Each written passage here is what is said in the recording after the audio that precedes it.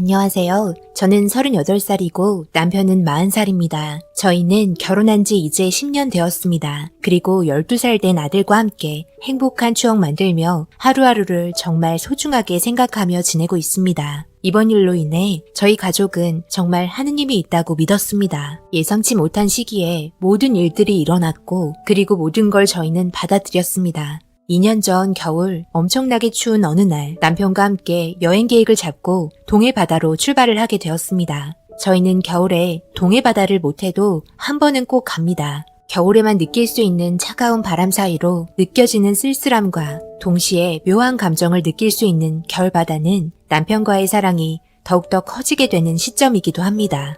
함께 해변을 거닐며 추운 몸을 서로의 체온으로 함께 나누면서 사랑을 확인합니다. 너무 추워서 오랜 시간을 있을 수 없지만 몸이 많이 추워졌을 때 바지락 칼국수 한 그릇 먹게 되면 그 맛은 정말 어느 음식보다 최고로 맛이 있는 음식이 됩니다. 그리고 남편과 함께 강원도에 오는 목적은 바로 고아원에 방문하는 게 최종 주된 이유였습니다. 저희가 가끔 가는 고아원에서 봉사를 하는데요. 아이들을 돌봐주는 게 아니라 후원 목적도 있고 시설 사후 관리 때문에 저희가 1년에 한 번은 방문합니다. 남편이 무료 봉사로 고아원 시설에 필요한 것들과 함께 유지 보수를 해줘서 매년 한 번씩 갈 때마다 관리를 해줍니다. 이런 남편의 모습을 보면 정말 마음이 따뜻한 사람인 것 같았습니다. 그 이유는 저와 결혼하기 전부터 계속 해왔던 부분이고 정말 쉽지 않은 일들인데 꾸준하게 해왔다는 게 정말 존경하게 되었습니다. 남편의 이런 모습은 저 또한 더 많은 걸 본받아야겠다는 마음과 함께 고아원에 봉사를 다녀오면 왠지 모를 마음의 행복은 봉사를 해본 적 있으신 분들은 잘 아실 겁니다. 그렇게 남편 할 일이 모두 끝이 나고 관계자분들과 함께 이야기하면서 차를 마시고 쉬고 있을 때 저는 고아원 주변을 돌면서 구경하고 있었습니다. 아이들이 뛰어놀며 부모 없는 외로움을 이겨내려 애써 웃어 보이려 하는 얼굴에는 쓰디쓴 슬픔이 가득해 보였습니다. 그런 모습들을 벤치에 앉아서 보고 있는데 제 옆에 앉은 한 아이가 저를 보며 웃고 있었고 저도 웃으면서 아이에게 말을 붙였습니다. 그런데 그걸 본 고아원 관계자분께서 저한테 다가오시더니 저를 따로 부르셔서 한마디 하셨는데 상처를 받고 말았습니다.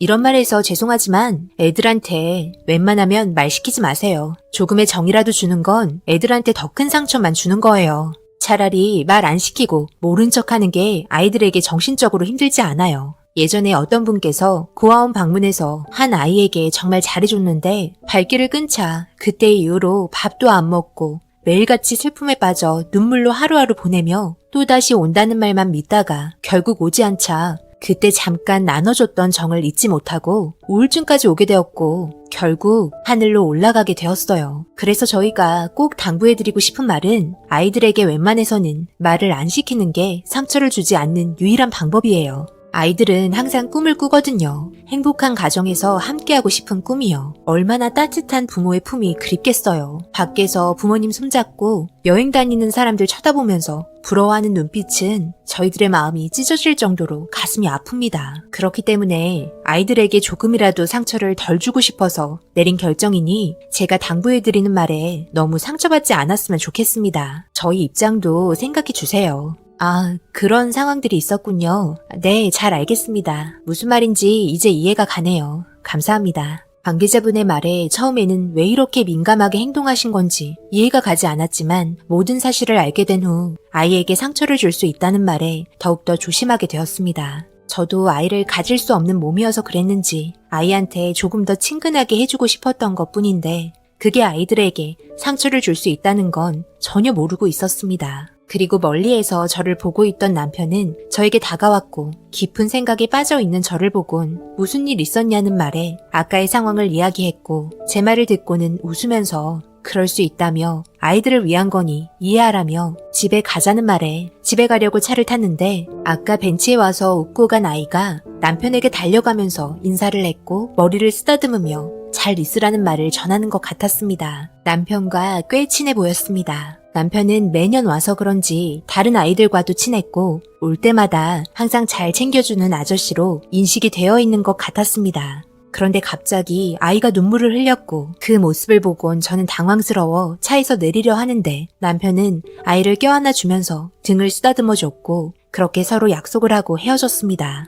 차에 올라탄 남편은 집으로 향했고 집에 가는 길에 무슨 일이 있었는지 대화했습니다. 아까 아이는 왜 온 거야? 무슨 일 있었어? 당신 간다고 그런 거야? 아, 그렇지 뭐. 매년 보긴 하지만 그래도 항상 같이 있고 싶은지 가지 말라며 울어버리더라고. 정말 가슴이 아프지. 사랑을 듬뿍 받고 자랄 나이인데 그렇지 못하니 조금의 사랑 표현이 아이들에게는 엄청나게 크게 오는 것 같아. 당신도 아이를 좋아하니까 아무래도 마음이 많이 아프겠다. 그래서 1년마다 꼭 오려고 하는 거구나. 미안해. 내가 불임이라. 당신한테 귀여운 아이 안겨주지 못해서 가슴이 아프다. 그렇게 생각하지 마. 우리는 지금의 삶에 감사하게 생각하고 행복한 나날을 보내고 있잖아. 남편은 저를 위로해줬지만 불임이었던 저는 남편에게 너무 미안했습니다. 그렇게 집에 도착 후 며칠이 흘렀습니다. 남편이 운영하는 공장에서 직원분들과 회식이 있던 날 저도 남편 회사에서 도착을 해서 함께 식당에 가서 식사를 하고 회식 자리가 끝난 후 남편은 술을 안 마시기 때문에 공장 뒷정리를 마저 하고 있었습니다. 마침 한두 방울의 비가 떨어지기 시작했고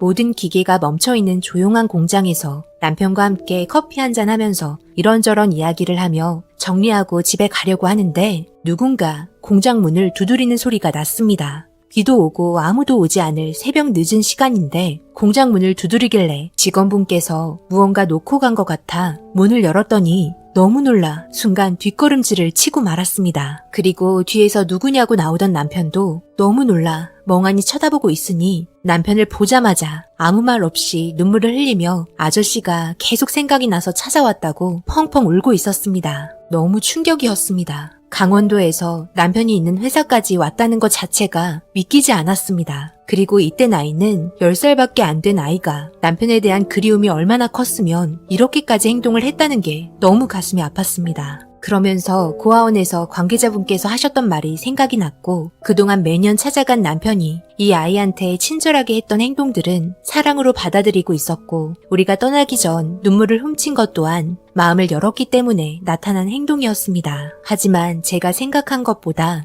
더 심각한 상황이었습니다. 그걸 저는 이 아이가 오고 어렵게 입을 뗀 남편에게 듣게 되면서 눈물이 흐르고 말았습니다. 미안해. 지금 이렇게까지 된 건 모두 내 탓이야. 매년 고아원에 찾아간 건 당신도 잘 알 거야. 당신과 함께 고아원에 가기 전에 한 아이가 왔었는데 그때가 한 4살 정도 되었었지. 그리고 그때가 당신 불임 판정을 받을 때였어. 서로가 힘들어했을 당시 당신은 친정에 가 있었고 나는 하자 보수 때문에 잠시 고아원에 들렸는데 그때 만난 아이가 이 아이였던 거야. 너무 어렵고 고아원 분위기에 적응을 못했는지 아주 어린 나이에 겁을 얼마나 먹었던지 그 모습이 안쓰러워 안아주게 되었던 게 지금까지 오게 된 거야. 그런데 나한테 안겼을 때의 느낌을 지울 수 없어서 가끔 가서 얼굴 보며 함께 있어줬던 게 이 아이한테 점점 더 큰 외로움으로 다가왔는지 내가 갈 때마다 힘들어하더라고. 그래서 당신 모르게 일주일에 한 번씩은 늦어도 꼭 다녀왔었어. 몸이 안 좋은 당신에게 고아원에 내가 마음에 든 아이가 있다고 하면 분명 당신 또한 이런 말 때문에 아이 가질 수 없는 자신한테 원망하고 슬픔에 빠질까봐 나 또한 점점 조심하게 된 거지. 미안해. 내가 이런 상황까지 만들어서.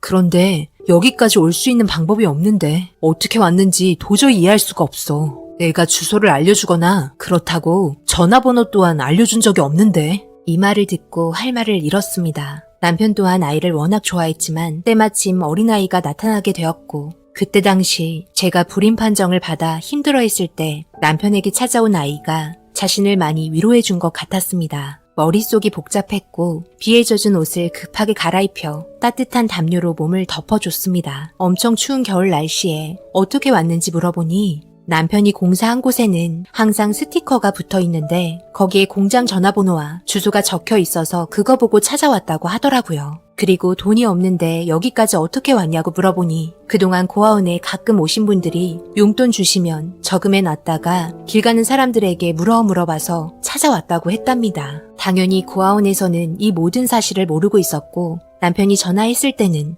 이미 고아원에서는 전화하기 전부터 난리가 난 상태였습니다. 아무 말 없이 위험한 순간들도 많았을 텐데 오로지 남편이 보고 싶어서 찾아왔다는 용기만으로도 둘한테 무언가 때려야 뗄 수 없는 감정이 있다는 걸 알게 되었네요. 남편은 자초지종을 잘 설명했고 다음날 고아원에 찾아간다는 말과 함께 통화를 마무리했습니다. 그리고 춥고 힘들었는지 따뜻한 난로에서 잠이 들어버린 아이를 보며 젖어있는 아이 옷을 정리하고 있는데 주머니에는 얼마 남지 않은 구겨진 1,000원짜리 몇 장과 함께 남편 공장 홍보하는 스티커가 함께 있었습니다. 정말 가슴이 아팠습니다. 잘 자고 있는 아이의 머리를 쓰다듬어주는 눈빛에는 아이 아빠가 된 얼굴 표정이었습니다. 그리고 이런 둘의 모습에 둘 다 너무 불쌍해 보였습니다. 남편에게도 너무 미안했고 결국 저는 남편에게 입양에 관해 이야기를 했습니다. 너무 놀란 눈빛으로 저를 보면서 저한테 괜한 상처 줄 것 같아 말을 할 수 없었다면서 정말 입양할 수 있냐며 제 손을 잡고 눈물을 흘렸습니다. 저 또한 처음 이 아이가 제 옆에 와서 웃으며 나를 바라봤던 순수한 얼굴을 잊을 수 없었다며 함께 노력해보자면서 결정하게 되었습니다. 그렇게 다음날 고아원에서 모든 상황을 설명하면서 입양 절차를 밟았고 결국 저희는 한 가족이 되었습니다. 지금은 2년의 시간이 흘렀습니다. 그동안 한 번도 저희 말을 안 들은 적이 없고 엄청 순종적으로 잘 자라오고 있습니다. 더군다나 누가 봐도 아빠와 아들입니다. 저에게 엄마 하면서 이것저것 해달라고 하는 모습이 너무 사랑스럽게만 느껴지고 따뜻하게 다가오네요. 이런 인연이 생길 거라고 생각 못했지만 함께 살다 보니 단점보다 오히려 장점이 더 많았습니다. 남편과 둘이 지낼 때보다 웃는 날이 많았고 잘 먹고 잘 자는 모습에 뿌듯해하며 감기에 걸려 아파하면서 누워있을 때 눈물이 나고 남편과 저한테 편지를 써서 사랑한다고 말했을 때 느껴지는 감정은 또 다른 행복을 주고 있었습니다. 비록 배 아파 난 자식은 아니지만 더 애틋하고 더 사랑을 많이 주게 되네요. 아직도 겨울만 되면 공장에서 문 두드렸던 장면이 생각납니다. 특별하게 찾아온 인연 오래오래 행복하게 좋은 추억 만들면서 잘 살았으면 좋겠습니다. 여러분들의 가정 또한 항상 행복하시길 바라며 제 긴 사연 읽어주신 분들 모두 건강하세요. 오늘의 사연은 여기까지입니다. 댓글로 여러분들의 생각과 조언을 남겨주세요. 구독, 좋아요, 알림도 꼭 부탁드립니다. 저는 다음 영상으로 찾아뵙겠습니다. 감사합니다.